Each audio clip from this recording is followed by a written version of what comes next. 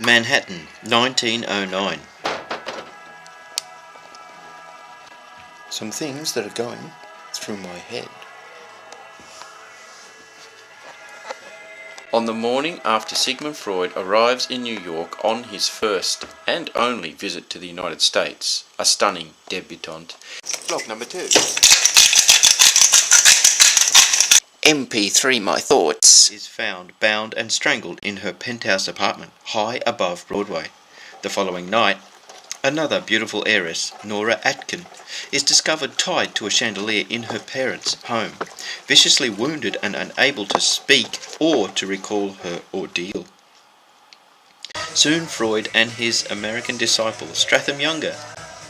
What's going on? What is this vlog? Stick a fork in it and turn it over, it's done. Do you have a coffee shop mind? Are enlisted to help Miss Atkin recover her memory and piece together the killer's identity. Breaking my back just to know your name. Bulk up my bling until I need a zip file for a zip code. You need a band-aid on your mind, it's broken. Smile like you mean it. So we're going to take a look at my handiwork, a boardwalk.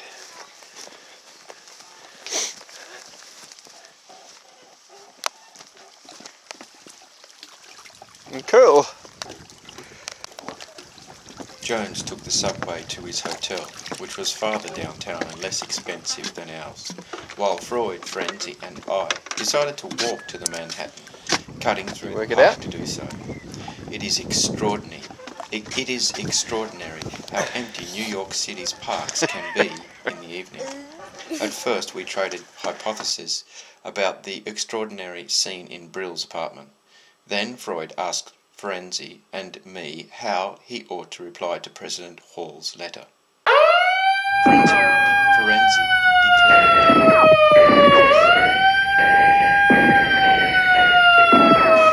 During the 1920s in New York, there were just as many cars as there were horse and carriage taxis.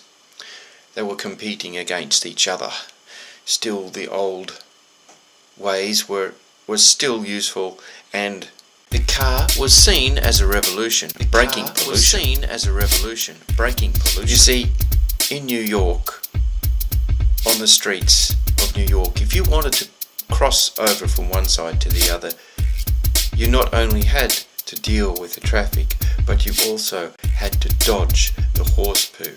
And by afternoon, the horse poo in New York, the roads of New York, were considered pollution on the streets. So if you had a car, that put a stop to pollution from your transport. Pollution. Stick a fork in it and turn it over, it's done.